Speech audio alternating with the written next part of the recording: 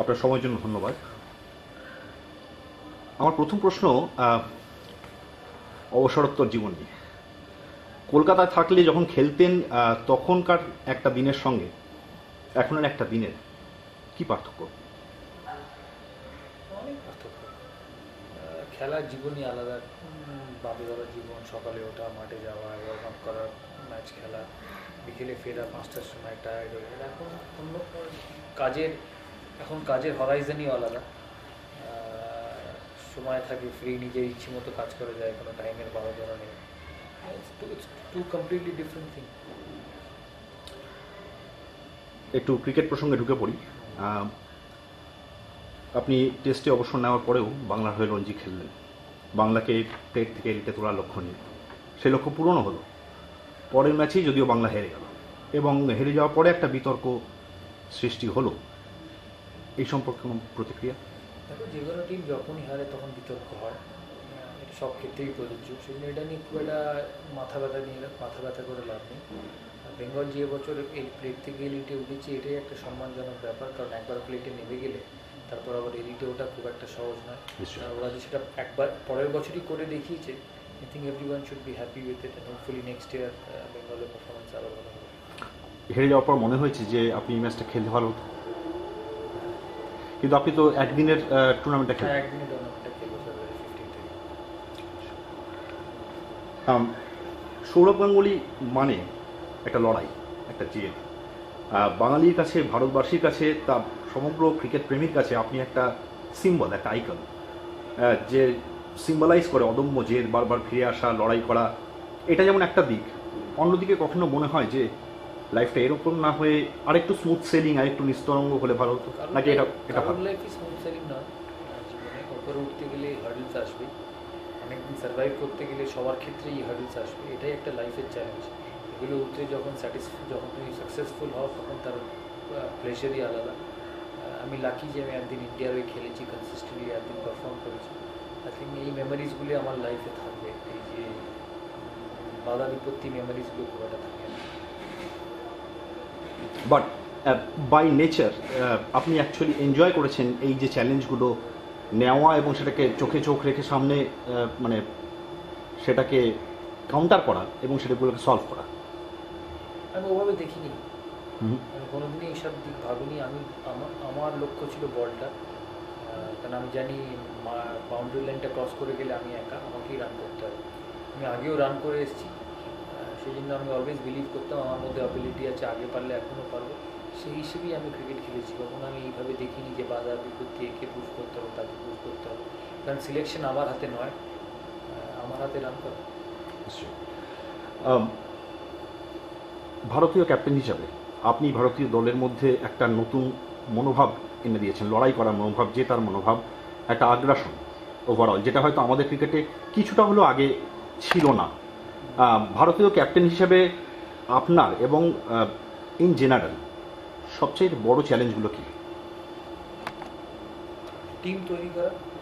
যখন আমি প্রথম ক্যাপ্টেন হই তখন অনেক প্লেয়ার ছেড়ে চলে গেছে, সেজন্য টিম তৈরি করা একটা মস্ত বড় ইস্যু ছিল।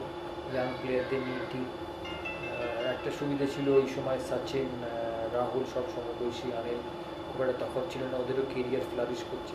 সেই দিক দিয়ে টিমটা তৈরি করা অনেক ইজি হয়েছিল, কিন্তু মূল এম ছিল টিমটাকে তৈরি করা। আর কি কি চ্যালেঞ্জ ছিল, মানে বিশেষত আপনি যে সময়টা দায়িত্ব নিয়েছেন? ক্যাপ্টেন, আমি ক্যাপ্টেন, আমার হাতে সিলেক্টরদের সাপোর্ট আমি খুব পেয়েছি এই সময়, বোর্ডের সাপোর্ট আমি খুব পেয়েছি এই সময়। সেই জন্য সেই দিক দিয়ে সেরকম খুব একটা চ্যালেঞ্জ ছিল না। ওই একটাই চ্যালেঞ্জ, যাতে ভালো প্লেয়ার আইডেন্টিফাই করা, আর যাতে টিম হিসেবে আমরা পারফর্ম করতে পারি, জিততে পারি, সেই একটা চ্যালেঞ্জ। আর generally speaking, not in specifically in case of you, but generally speaking ভারতীয় ক্যাপ্টেনের কাছে সবচেয়ে বড় চ্যালেঞ্জগুলো কী কী?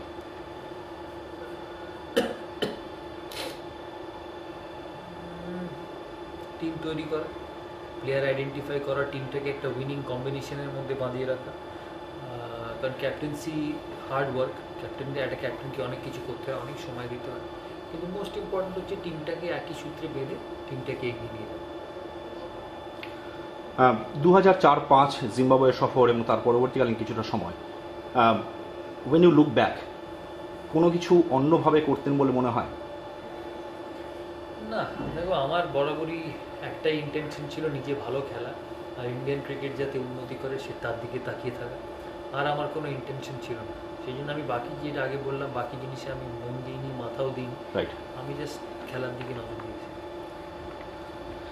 এবং সম্প্রতি কিছু সাক্ষাৎকারে আপনি বলেছেন যে ক্রিকেট খেলার যে আগ্রহ, যে মোটিভেশন যতটা ছিল সেটা অবসর নেওয়ার পরে অনেকটাই কমে গেছে আপনার। স্বাভাবিক না, কারণ Right. ইন্ডিয়া খেলার একটা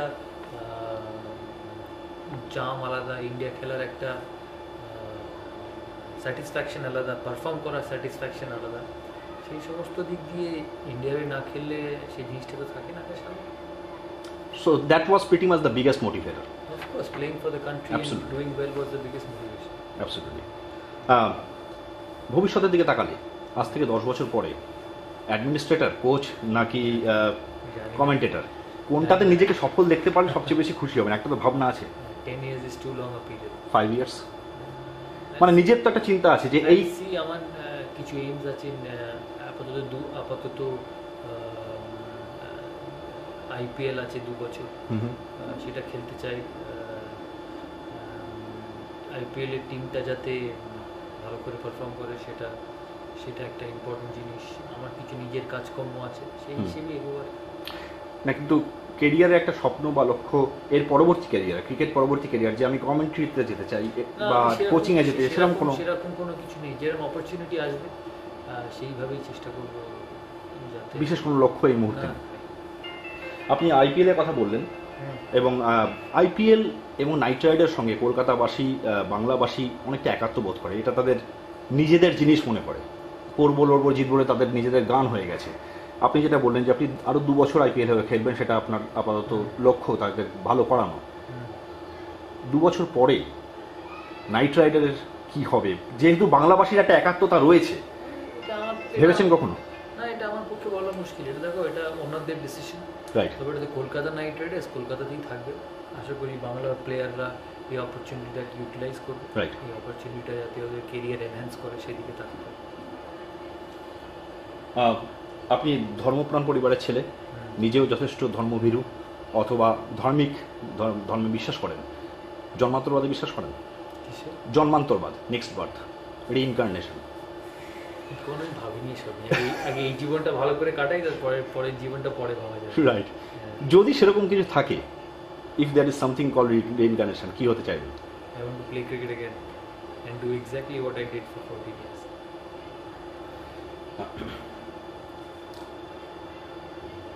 শেষ প্রশ্ন, উড়ালপুল এবং আমাদের এই যে মানে উদ্যোগটা, যেটা নিয়ে আমরা বাংলার সাহিত্য, সংস্কৃতি, থিয়েটার, সিনেমাকে একটা বিশ্বায়নের জায়গায় নিয়ে যেতে চাইছি, using the strongest media at this point which is internet, এই ধরনের উদ্যোগ সম্পর্কে আপনার কী মনে হয়? আমি বুঝলাম।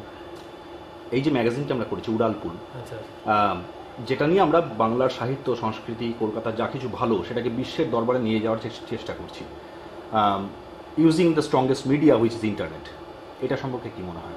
এটা সম্বন্ধে আমার একটাই বক্তব্য রইবে যে আশা করি বাঙালিকে আগে যেতে সাহায্য করবে, কারণ আমাদের জাতির উন্নতির দরকার।